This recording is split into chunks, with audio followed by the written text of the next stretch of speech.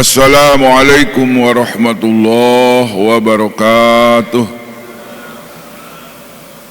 Innal hamdalillah nahmaduhu wa nasta'inuhu wa nastaghfiruh wa na'udzu billahi min shururi anfusina wa min sayyiati a'malina may yahdihillahu fala mudilla lahu wa may yudlilhu fala hadiya lahu. Asyhadu an la ilaha illallah wahdahu la syarika lahu wa asyhadu anna sayyidana wa nabiyyana Muhammadan abduhu wa rasuluhu la nabiyya ba'dah.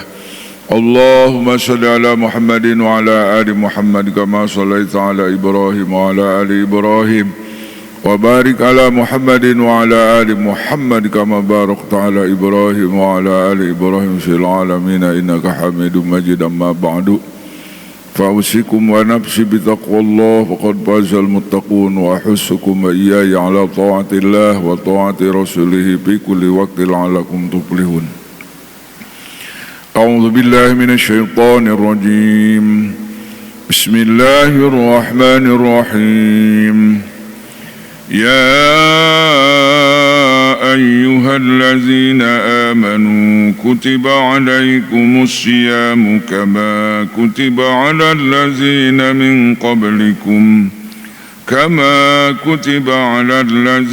من قبلكم لعلكم تتقون.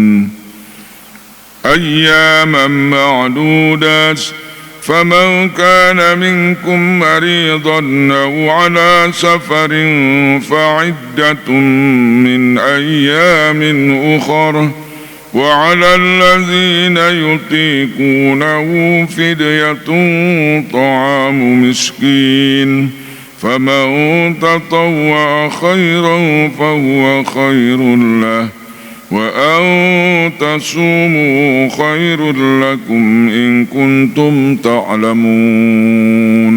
صدق الله العظيم. اللهم ارحمنا بالقرآن اللهم فقهنا في الدين وعلمنا التأويل اللهم افتح علينا حكمتك وانشر علينا من خزائن رحمتك يا أرحم الراحمين.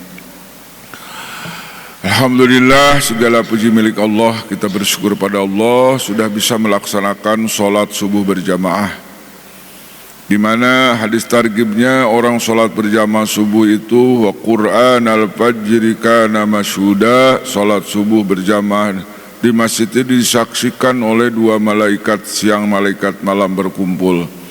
Orang sholat subuh berjamaah kana fi zimatillah, ada di dalam jaminan Allah.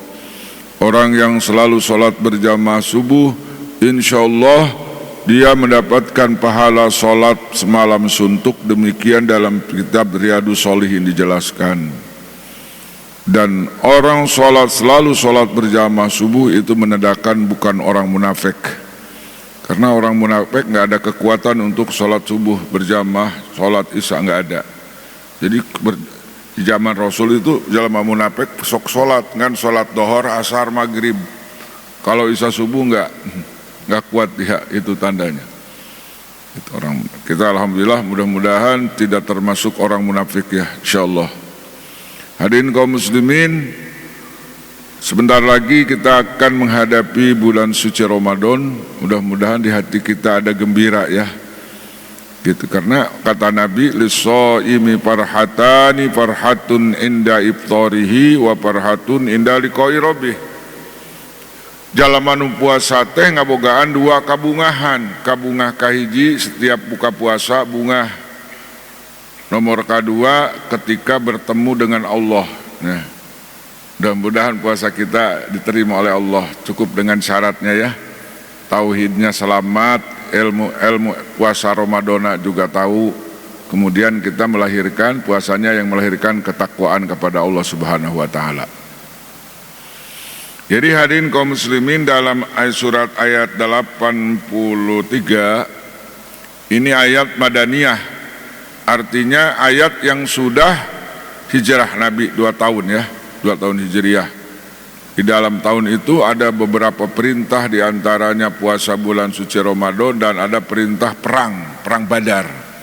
Jadi perang perdana itu perang Badar berbarengan dengan wajibnya Ramadan. Dan ketika para sahabat perang Badar, wa minha shaimun wa minha mubtirun, Wa minna shaimun wa minna muftirun. Ada di antara kami yang puasa, ada yang buka. Gitu. Yang puasa nanti ketika buka, yang tidak puasa membantu orang yang tidak puasa. Jadi langsung dipraktekkan.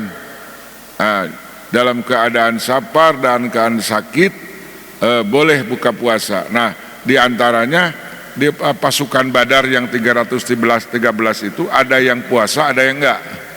Karena antara Madinah dengan Badar itu 200 kilo. Jadi pertengahan antara kota Mekah dan Madinah. Jadi kalau bapak-bapak nanti ada perjalanan jauh 100 kilo ke Bandung, ke Surabaya, nanti insya Allah ada dalilnya di dalam Al-Quran. Hadirin kaum muslimin rahimakumullah. Di sini ada ungkapan ya ayyuhalladzina amanu ya. Kita berulang-ulang di dalam Masjid Al-Hidayah ini mungkin lebih daripada 100 kali, tapi tidak mengapalah diulangi lagi bahwa ada kode dalam Al-Quran itu kalau ada kalimat ya ayyuhalladzina amanu itu biasanya Nabi sudah hijrah ke Madinah. Ya ayyuhalladzina amanu ya ayyuhalladzina amanu taqullah ya ayyuhalladzina amanu apa namanya lagi apa kutiba alaikum apa ya ayyuhalladzina amanu tubu ilallahi taubatan nasuha. Itu kebanyakan surat-surat yang sudah diturunkan di Madinah.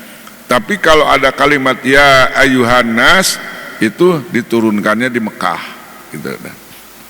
Ternyata Al-Quran ini munajiman ya, tidak sekaligus dari Lauhil Mahfuz ke alam dunia, jadi melalui proses 23 tahun. Sedangkan dari Lauhil Mahfuz ke dunia itu sekaligus jumlatan wahidah. Dari langit dunia kepada Nabi itu prosesnya 23 tahun.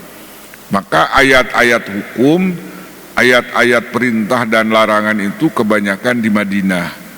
Kalau di Mekah itu perintahnya sholat, jangan musyrik, sholat, jangan musyrik, sholat, jangan musyrik, dan tentang kiamat.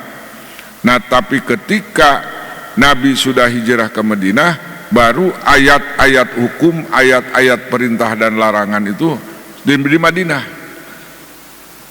Seperti ayat khomar diharamkan khomar, judi, kemudian apa itu ngadu nasib, itu diturunkannya di Madinah. Sebab waktu di Mekah orang-orang sahabat Nabi itu masih gemar minum anggur, air anggur. Waktu di Mekah nggak diharamkan, nggak. Taruhan pun nggak diharamkan, nggak. Bahkan ketika turun surat Ar-Rum, di situ dikatakan ghulibatir rum fi adnal ari wa hum min ba'di ghalibihim wa hum min ba'di ghalabihim sayaglibun. Itu orang-orang kafir Mekah enggak pada ketawa. Pada mempertawakan, enggak percaya bahwa negeri Rum akan dikalahkan. Itu si Umayyah bin Khalaf ngacung. Gua mah nggak percaya katanya, nggak mungkin negara Romawi dikalahkan, negara raksasa ada yang bisa dikalahkan. Kata Abu Bakar, saya yakin. Itu di situ disebutkan gulibat fi adal 13 tahun lagi, 17 tahun lagi, 7 tahun lagi itu bid isinin. Maka kata Abu Bakar, aku percaya bahwa negara Romawi akan dikalahkan, walaupun negara itu kuat. Terus kata Abu Bakar, taruhan. Tuh, kalau ingin tahu, bapak-bapak sahabat Nabi yang pernah taruhan itu diantaranya Abu Bakar. Waktu itu belum diharamkan. Taruhan itu belum diharamkan. Bahkan Nabi memberikan respon spot. Abu Bakar biar banyak taruhannya duitnya katanya gitu. Itu lihat saya baca kitab Futuhatul Ilahiyat, tafsir Futuhatul Ilahiyat, jilidnya ada 2. Itu nerangkan, itu arak, kemudian taruhan gitu kan, ngadu nasib gitu, lotre itu enggak. Tapi ketika datang ke Madinah itu diharamkan, arak, judi, kemudian apa namanya taruhan dan sebagainya. Nah kemudian ayat riba, kemudian apalagi perintah perang. Waktu Waktu di Mekah nggak ada perintah perang, tapi ketika datang ke Madinah ada perintah perang, diizinkan untuk memerangi orang-orang kafir yang akan membunuh umat Islam. Jadi kalau orang kafir mah ada 3 ya, ada kafir harbi, ada kafir zimmi, ada kafir mustakman. Yang nggak boleh diperangi itu namanya kafir zimmi, kafir yang minta yang sudah minta jaminan keamanan. Zimmi ya. Ada kafir zimmi itu kafir yang sudah ikut anggota warga negara kita. Kafir zimmi itu punya igomah. Kalau kafir mustakman, kafir yang membina suaka politik. Itu nggak boleh dibunuh, nggak. Kafir zimmi nggak boleh dibunuh, nggak boleh disakiti. Man adza zimiyan faqad adzani, barang siapa yang menyakiti kafir zimmi maka sama dengan menyakiti aku. Itu Nabi sampai sayang tuh sama kafir zimmi. Kafir yang sudah ikut warga negara kita, tidak macam-macam, dia ikut usaha, tidak mengganggu agama kita, itu nggak boleh sakiti. Jadi kalau ada orang kafir di sekitar kita masih baik-baik saja, nggak apa-apa, harus dijaga kehormatannya, jaga hartanya. Kalau orang kafir di negeri kita atau di kampung kita yang baik-baik saja, nah itu namanya kafir. Kafir mustakman, kafir yang minta suaka politik aman karena dia punya dikejar-kejar oleh musuhnya dan sebagainya, itu harus di.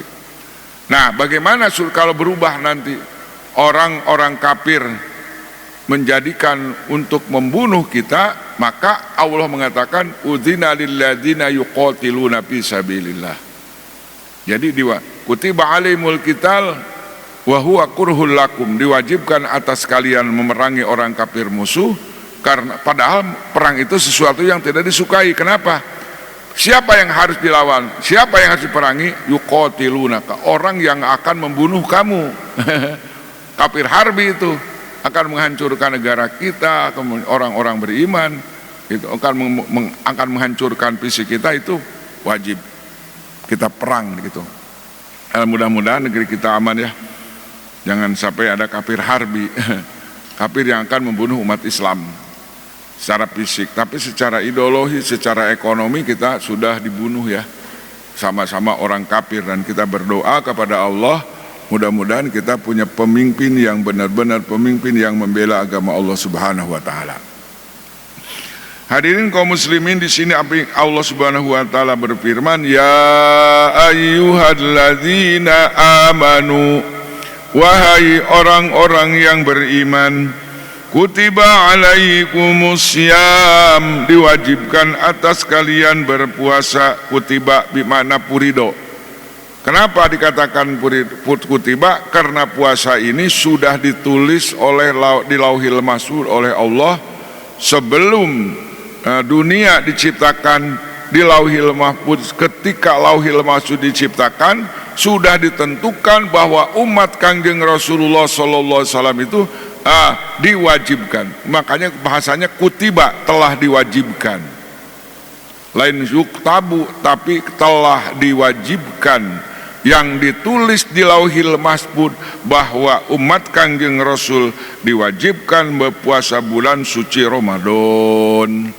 Ternyata bulan puasa ini telah ditetapkan juga kepada orang-orang yang sebelum Kangjeng Nabi. Berarti mulai Adam sampai Nabi Isa itu semuanya diwajibkan puasa. Apa intinya kita melaksanakan perintah puasa? La'allakum tattaqun, yakin kalian akan menjadikan orang yang bertakwa. Nah, kita kembali kepada fungsi sholat. Pak Imam, Pak DKM, ada fungsi sholat itu apa? Inna sholata tanha anil fahsya'i wal munkar. Sebelum membahas la'allakum tattaqun, kita bahas inna sholata tanha anil fahsya'i wal munkar. Sesungguhnya sholat itu bisa menghindari dari perbuatan keji dan munkar. Sholat yang mana? Sholat yang berkualitas, Sholat yang rukunya sempurna, sujudnya sempurna, tawajuh di hatinya, bacaannya bagus, ilmunya, sholatnya pakai ilmu dan diamalkan sesuai dengan arahan Nabi sholatnya, maka sholat itu akan melahirkan inna sholata tanha anil fahsya'i wal munkar. Bagaimana kalau ada sholat tapi pamunkaran masih ada di dalam diri kita, maksiat masih hobi, gosip-gosipan masih hobi, menyebarkan hoak masih hobi gitu kan, ngabohong masih hobi. Bagaimana itu Pak Kiai, Pak Ustadz? Ada orang rajin sholat, barangkali saya sendiri sholat tapi maksiat terus lancar. Maka kata Nabi, barang siapa yang sholatnya tidak melahirkan tanha anil fahsyi wal munkar, lam yazdad illa bu'dan, lain kalakah deket ka Allah, kalakah makin jauh. Masya Allah. Maka harus diperiksa dulu sholat kita. Bahkan Kangjeng Rasul itu pernah bertanya kepada para sahabat, wahai sahabat, tahukah kalian orang yang mencuri di dalam sholat? Kaget sahabat. Maknya ayeuna sholat maling, nggak mungkin ada orang sholat maling itu mungkin. Tidak tahu sahabat ditanya, tahukah kalian orang yang mencuri di dalam sholat? Para sahabat menjawab, Allah dan Rasulnya yang maha tahu. Maka kata Nabi, orang yang mencuri di dalam sholat itu orang yang tidak sempurna dalam ruku sujudnya. Sukunya tidak pakai tumanina, sujudnya pakai tidak tumanina. Ini inti dalam sholat. Dan godaan setan itu di dalam sholat, menggodanya di dalam ruku dan sujud, supaya jangan tumanina, supaya sujudnya jangan tumanina, biqadri subhanallah. Itu setan itu ngincarnya di dalam ruku dan sujud. Karena kalau ruku dan sujudnya tidak sempurna, maka orang itu disebut pencuri. Gawat nggak coba? Korupsi, koruptor. Jadi kenapa sekarang ada orang sholat bani korupsi? Kenapa Pak DKM? Kenapa ada orang sholat tapi berani korupsi? Sholat tapi korupsinya lumayan, miliaran umpamanya. Ternyata berangkatnya dari sholatnya suka korupsi. Korupsi yang paling tinggi kata Nabi adalah korupsi di dalam sholat. Kalau manusia sudah berani korupsi di dalam sholat, di kantor juga berani maling. Itu otomatis. Makanya Umar kepada anak buah-buahnya, sholat yang benar, sholat yang benar, sholat yang benar. Maka kalau kita boleh ada musyawarah para ulama seluruh Indonesia, dimusyawarahkannya bab sholat aja. Bab sholat benerin dulu, insya Allah Islam tidak memalukan, tidak akan maling, tidak berani maling, tidak berani. Kenapa? Sebab sholatnya berfungsi. Inna sholata tanha anil fahsya'i wal munkar. Sekali lagi, kenapa manusia umat Islam hari ini yang sholatnya juga rajin tapi korupsinya juga rajin? Karena kita bisa tahu hari ini bahwa di dalam sholatnya belum sempurna. Kalau ruku dan sujudnya sempurna, insya Allah di luar sholat dia akan dijaga. Itu. Walladzina hum ala sholatihim yuhafizun. Nah sekarang kembali kepada puasa. Di sini Allah Subhanahu wa taala sampaikan orang yang puasa itu ditakbir dengan ujung ayat la'allakum tattaqun. Nah, saya akan sampaikan pula ya. Kalau la'alla di dalam Al-Qur'an itu maknanya litahqiq. Kalau dalam faidah ilmu sorof, ilmu nahwu, wala'alla litaroji walaita litamani. Saya dulu pernah belajar amil, belajar nahwu. Kalau la'alla itu maknanya litaroji, mengharapkan yang mungkin. La'ali mahbubil wasol gitu. Saya ingin sekali hari ini sahabatku datang, itu namanya la'ali yang maknanya mungkin. Kalau laitani di dalam kitab Nahwu Shorof itu kadang-kadang bapak-bapak ada sairan yang lucu-lucu.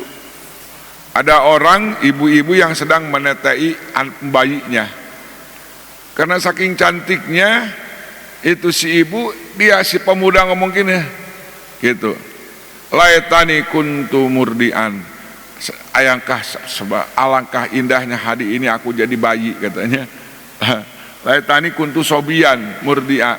Alangkah bahagianya hari ini aku jadi bayi yang bisa menyusui. Itu mah ngalamun, tidak mungkin. Itu namanya litamani. Nah, kalau di dalam ayat Al-Quran ini, la'allakum tattaqun, yakin kalian kalau puasa di bulan suci Ramadan akan menjadikan orang-orang yang bertakwa.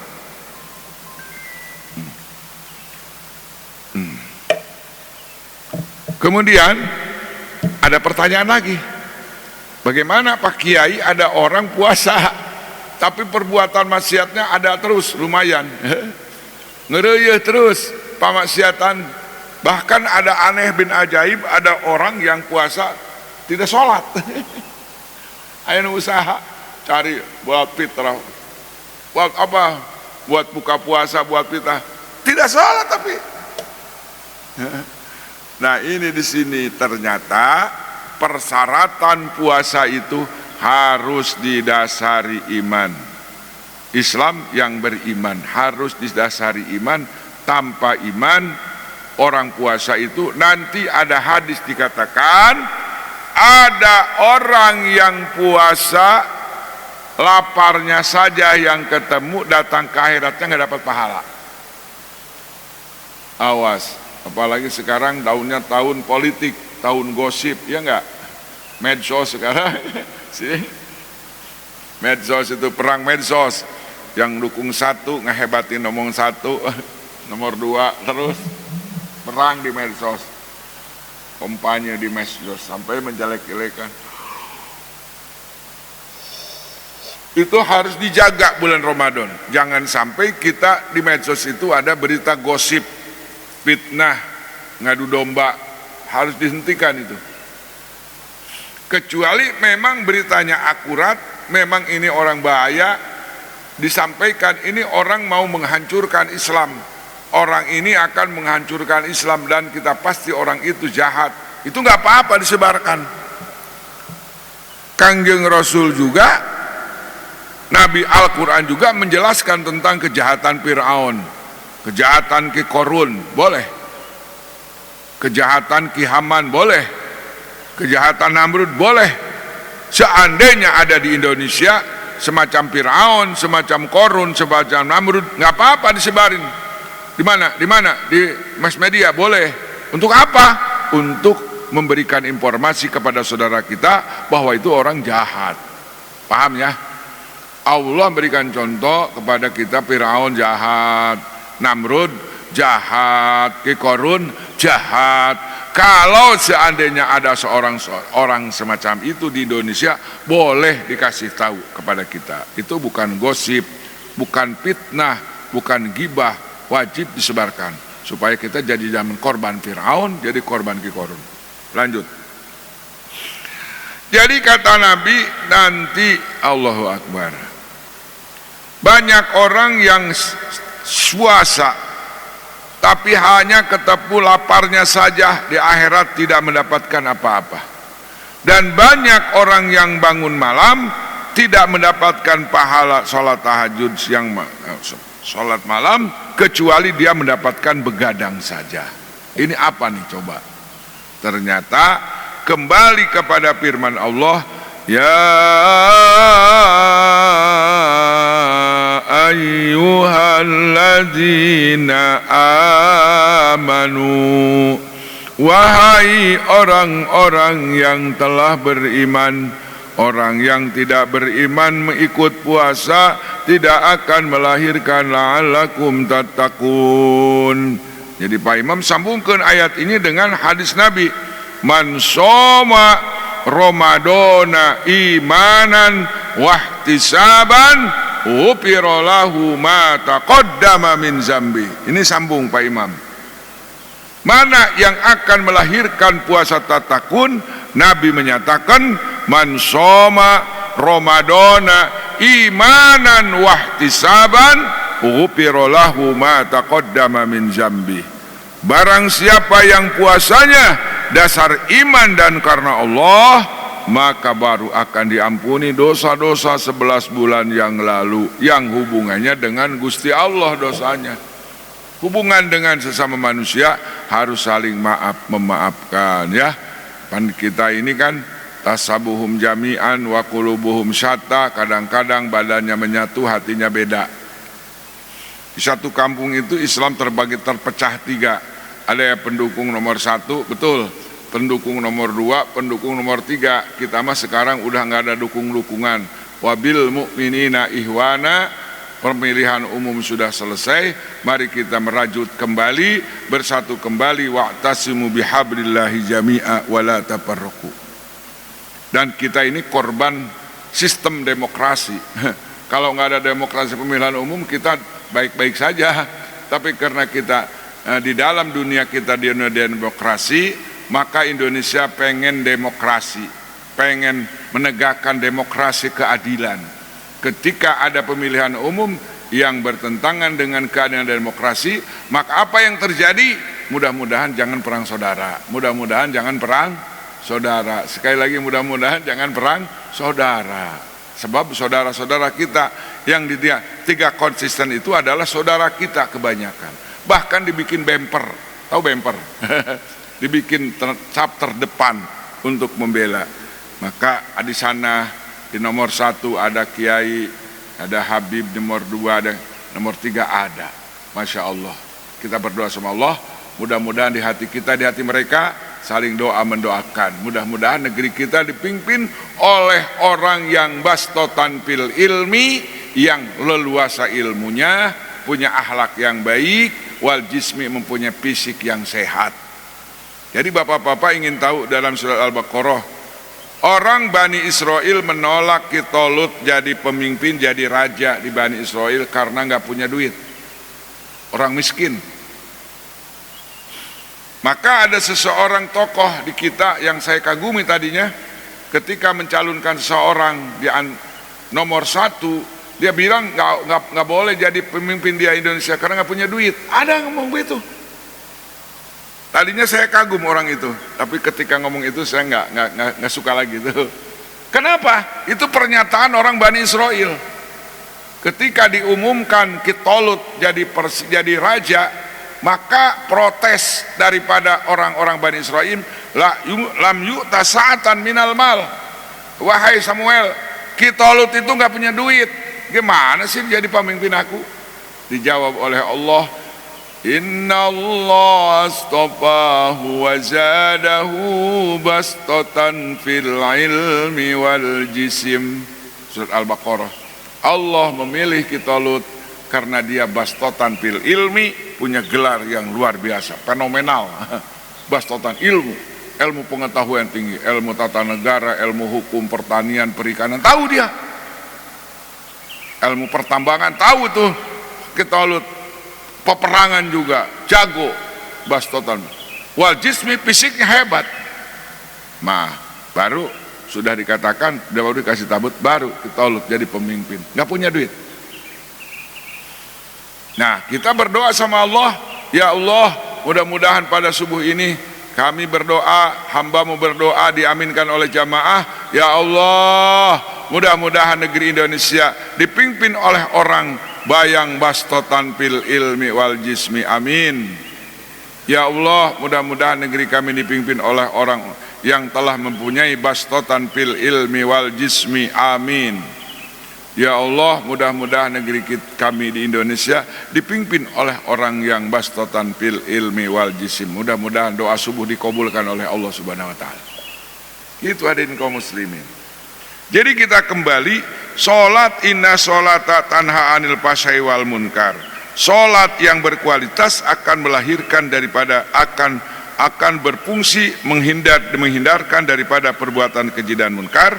Orang yang puasanya dasar iman dan karena Allah, di sini Allah jamin la'allakum tattaqun. Yakin kalian akan jadi jalma takwa. Enak jadi jalma takwa mah. Di dunianya dihormat oleh Allah, diberi keistimewaan.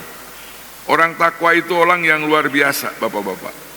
Di dunia jadi manusia luar biasa, datang ke akhiratnya orang takwa itu jadi manusia luar biasa. Bagaimana tidak luar biasa? Orang takwa jadi jamin oleh Allah dalam surat At-Talaq, wa man yattaqillaha yaj'al lahu makhraja wa yarzuquhu min haitsu la yahtasib. Barang siapa yang takwa kepada Allah, yaj'al lahu makhraja, Allah akan berikan jalan keluar daripada kesulitan. Wa yarzuquhu min haitsu la yahtasib, orang yang bertakwa akan diberikan rezeki yang tidak disangka-sangka. Kerja jadi tukang kebun, tukang apa namanya, dari perikanan, kerja, tapi ketika dia membutuhkan, Allah Ta'ala tidak memberikan rezeki. Bukan hasil itu, bukan hasil dagang, bukan hasil dari pertanian, baru juga nanam padi, sudah ada beras di rumahnya. Itu orang takwa. Wa yarzuqu min haitsu la yahtasib. Kehebatan orang takwa beda dengan orang kafir. Orang kafir mah tidak ada jalan keluar, tidak ada rezeki yang tidak disangka-sangka. Itu orang kafir. Tapi orang bertakwa itu luar biasa. Yang pertama, dia akan diberikan di jalan keluar dari kesulitan, dan kedua diberi rezeki yang tidak disangka-sangka. Kalau Allah sudah berkehendak, Allah mampu mengirim makanan dari langit. Bapak-bapak surat Al-Baqarah sudah dengar ya. Allah mengirim makanan dari langit untuk Bani Israel selama 40 tahun. Coba, tanpa kerja, tekudu ngebon, tekudu jadi perikanan, tekudu usaha, tekudu kerja ke pabrik, langsung dikirim oleh Allah Bani Israel. Wa anzalna minas samai wa anzalna alaikumul manna wassalwa. Aku turunkan kepada engkau Bani Israel makanan menu mana ada salm 40 tahun. Allah kuasa. Tekudu melak gandum, tekudu melak korma, langsung. Mana wasalwa itu melebihi dari makanan menu yang ada di dunia, melebihi daripada lauk pauk, melebihi daripada daging ayam, daging onta, daging sapi kecil, melebihi daripada sayur mayur, sudah dikemas dari langit. Tapi dasar Bani Israel dilaknatku Allah. Kata Bani Israel, la nasbiru ala ta'amin wahidin. Musa bosan blow on itu. Tapi kaina Bani Israel mah Yahudi mah dilaknatku Allah. Remahan umat Islam di Palestina, minta ngondang ke Amerika, ke negara sekutu, tetedekeun eleh. Kahkan orang-orang kafir geus tara rutung garosong ayeuna di mass media mah urang teh eleh, padahal mah sebenarnya malam informasi akurat mah geus nyerah eta si Yahudi laknatullah teh. Lihatna, eleh ayeuna teh si laknatullah Yahudi teh. Dielehkeun ku Allah. Dengan doa-doa kita juga ikut harus andil. Wadamir ada subhanahu. Jadi bisa Gusti Allah ketika ayahnya Siti Maryam masuk ke kamar, wahai Maryam, ini makanan dari mana? Kata Maryam, min indillah, rizki dari Allah. Itu kelas takwanya kelas tinggi itu. Di kamar udah ada makanan, padahal dikunci kamarnya. Wajadaha indaha rizqo. Nah, ayahnya Maryam betul, oh ini dari mana makanan? Ini luar biasa, mewah. Kata Maryam, min indillah, dari Allah. Jadi jangan kaget, orang takwa itu tanpa usaha juga dikasih makan sama Allah, dikasih kenyang. Ashabul Kahfi 308 tahun tedahar tenginum sebeh we sare deui. Nah sekarang krisis ekonomi apa? Ada berita sampai rame sekarang kasusnya kan beras naik 20.000, 18.000 di luar negeri turun, di Indonesia naik. Bagi orang takwa mah biasa we. Orang takwa mah tenang, sebab orang takwa mah sudah ada jaminan wa yarzuqu min haitsu la yahtasib. Cuman masalahnya rakyat kita sudah takwa atau belum? sholat masih lalawora, nah itu mah gawat deh, pasti kena moneter itu mah. Walaupun tidak moneter juga, umat ngaku Islam tapi embung sholat, itu naudzubillah min dzalik, di bawah ancaman fawail.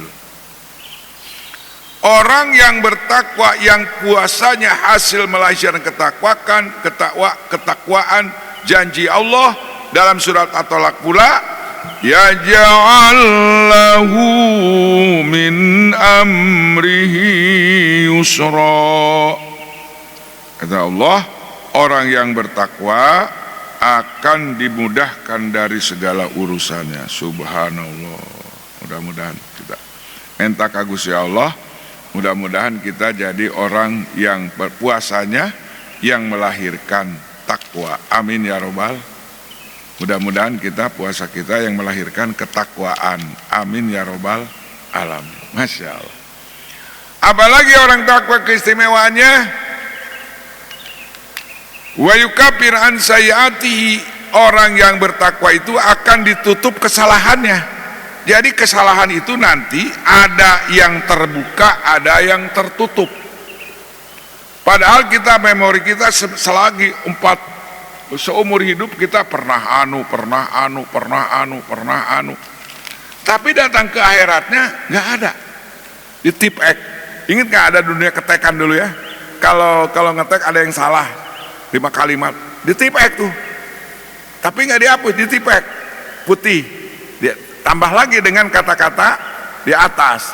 Umpamanya kita membikin umpamanya subhanallah dalam ketekan, umpamanya subhanallah, nggak usah ditipek tek putih kan, baru dimus dengan kata-kata yang benar, ditutup dengan kata-kata yang benar.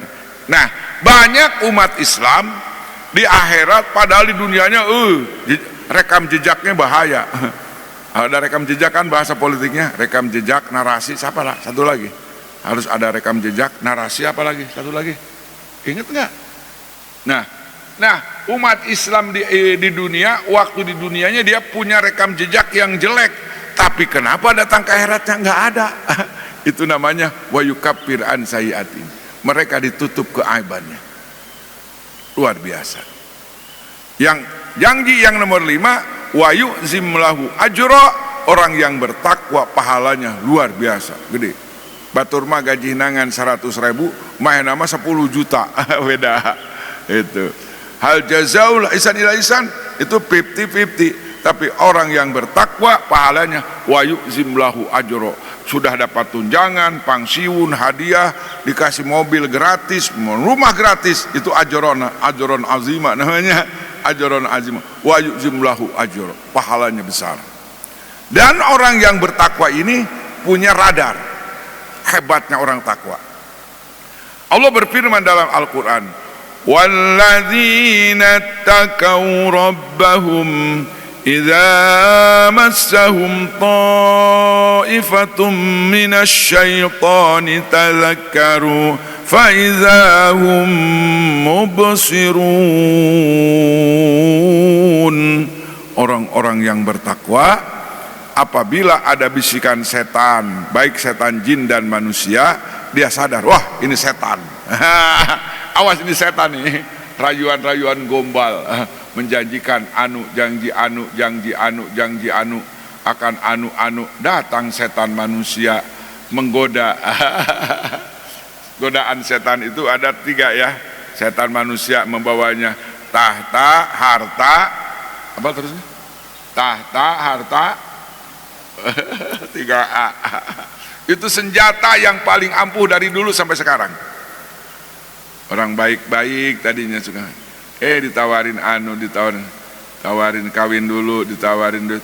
Tapi asal, atau ilu, eta takwa lokal eta. Tadzakkaru, kalau orang yang takwanya berkualitas, tadzakkaru, ketika setan menggoda, dia tahu bahwa ini adalah godaan setan. Keren, itu manusia takwa. Mudah-mudahan tingkatan puasa kita ini tahun ini lebih bermutu daripada puasa yang lalu. Kenapa? Karena cobaannya lebih dahsyat sekarang. Kita berantem dengan kita berantem sekarang bukan dengan orang kafir, tapi berantem dengan saudara kita sendiri. Subhanallah. Maka kita harus tahan diri. Orang yang bertakwa, orang yang bertakwa di akhiratnya Allah jamin dalam surat Az-Zumar, walladzina taqaw rabbahum ilal jannati sumara. Orang-orang yang bertakwa akan masuk surga dengan berbondong-bondong. Bahkan orang yang takwa yang berkualitas bigwairi hisab, tanpa dihisab. Ujuk-ujuk ke surga. Banyak kelompok-kelompok manusia di zaman Rasul yang tidak melalui proses hisaban, langsung ke surga. Kata Nabi, aku lihat kebanyakan fakir-fakir muhajirin lebih dahulu masuk surga. Orang-orang mujahirin yang di Madinah, yang gak punya rumah, dia cicing di dalam supah, di dalam emper-emper masjid bersabar, yad'una rabbahum tadarru'a wa khufyah, tau'an sanan bil gudui wal asyi, pagi dan sore terus di masjid menunggu tugas perang. Kalau Nabi makan, sahabat juga makan, itu namanya fuqaraul muhajirin. Maka kata Nabi, aku lihat penduduk-penduduk surga yang pertama dimasuki adalah fuqaraul muhajirin. Dan ada manusia yang paling belakang, yang ahli surga, yang sudah dipertontonkan oleh Allah melalui Nabi adalah Abdurrahman bin Auf. Abdurrahman bin Auf itu tiap hari sedekah, tapi masuk surganya ngorondang. Tahu ngorondang Pak? Bahasa Melayunya ngorondang apa tuh? Kang Asep, ngorondang bahasa Sundana, bahasa Melayunya ngorondang, merangkak. Jadi satu-satunya sahabat yang masuk surga merangkak itu adalah Abdurrahman bin Auf. Kenapa? Likasroti malihi, karena banyak hartanya. Pernah satu hari dia membagikan 700 muatan onta emas perak, dibagikan kepada orang Madinah. Jadi Abdurrahman bin Auf itu nggak wajib zakat karena setiap hari dikeluarin duitnya. Makanya kalau nanti bikin masjid Abdurrahman bin Auf supaya dapat orang balalager ulah karoret. Aja merajin sholat tapi koret. Bukan duit 10 juta ngan merenangan 100.000. Udah jampean itu. Gitu. Terus seimbang gitu. Sholat. Ya, kita kembali ya kepada permasalahan. Kita bermohon kepada Allah, pada bulan Ramadan ini kita harus jadi manusia yang bertakwa kepada Allah, melahirkan ketakwaan. Dengan persyaratannya apa? Menjemput Ramadan supaya la'alakum tatakun. Yang pertama, niat kita harus ikhlas. Man shoma Ramadana imanan wa ihtisaban. Kemudian tarawihnya pun kita harus ikhlas. Man qoma Ramadana imanan wa ihtisaban. Baru puasa kita akan melahirkan la'alakum tatakun. Ilmu tauhidnya biar lurus ya. Ilmu puasanya harus lengkap, tauhidnya harus sempurna, yang melahirkan akhlakul karimah, akhlakul azimah, akhlakul hasanah. Pokoknya kudu pakai ilmu segala lagi. Salat harus pakai ilmu. Kemudian apalagi? Zakat harus pakai ilmu, puasa pakai ilmu, haji harus pakai ilmu. Man arada dunya fa'alaihi bil ilmi, wa man arada al akhirah fa'alaihi bil ilmi, wa man aradahuma fa'alaihi bil ilmi. Ingin dunia pakai ilmu, tanpa ilmu kita bisa mengakan. Tanpa ilmu agama kita mencari harta yang halal, yang haram dihantem wae. Nggak ada halal haram. Kenapa? Nggak tahu. Riba nggak tahu, nyogok nggak tahu, gitu kan? Sogok menyogok nggak tahu. Ar-rosi wal murtasi finnar. Orang yang menyogok dan disogok itu bukan ada ustad nyeleneh juga. Orang yang nyogok, yang disogok itu tidak berdosa katanya, gitu Pak. Itu kan bikin liar orang. Ada di YouTube, orang yang nyogok, yang disogok itu tidak berdosa katanya. Tapi arosi wal murtasi pinar. Orang yang nyogok disogok asup ke neraka, coba.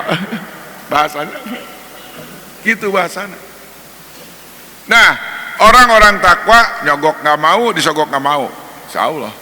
Orang yang sholatnya sudah berkualitas, nyogok nggak mau, disogok nggak mau, gitu.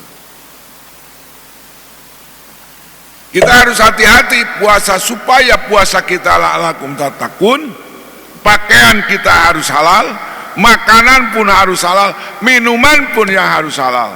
Jangan sampai puasanya kita lengkap tapi survei cek membuktikan duitnya kurang halal atau teu halal. Nah ini pokoknya salah, koslet puasana kayak. Ya, apa? Dan kita gunakan waktu yang sedamat mungkin, karena di dalam bulan Ramadan ada Lailatul Qadar. Di bulan Ramadan ada du'aun mustajabah. Beda Pak, berdoa di bulan biasa dan berdoa di bulan Ramadan beda. Satu, Nabi mengatakan ada satu doa yang dikabulkan dalam bulan Ramadan. Kemudian dalil yang konkret di dalam Al-Quran ada firman Allah selanjutnya dalam surat Al-Baqarah ayat 187. Wa idza sa'alaka ibadi anni fa inni qarib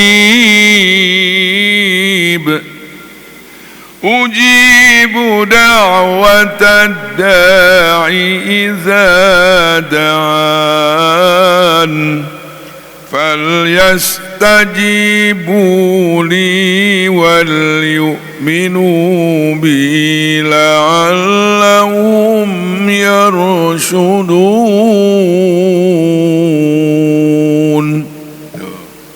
Apabila bertanya kepadaku hambaku tentang diriku, ini asbab nuzulnya, ada seorang badui nanya kepada Nabi, wahai Nabi, apakah Allah itu jauh atau dekat? Jawabnya, inni qarib. Katakan wahai Rasul, pertanyaan si badui itu, sesungguhnya aku adalah dekat dengan hamba-hambaku, dekat dengan ilmunya, bukan dekat dengan jasadnya, bukan. Nah Allah nggak punya jasad, nggak punya jasad, bukan jisim Allah Ta'ala itu. Laisa kamitslihi syai'un. Jadi kalau Bapak orang yang saya akan berikan bekal untuk debat dengan orang-orang ateis. Saya punya keponakan dipecat gara-gara punya bos ateis. Lagi sholat kan. Kenapa sholat? Tuhan itu nggak ada, Tuhan itu tangan, Tuhan itu kaki, Tuhan itu tenaga, gitu.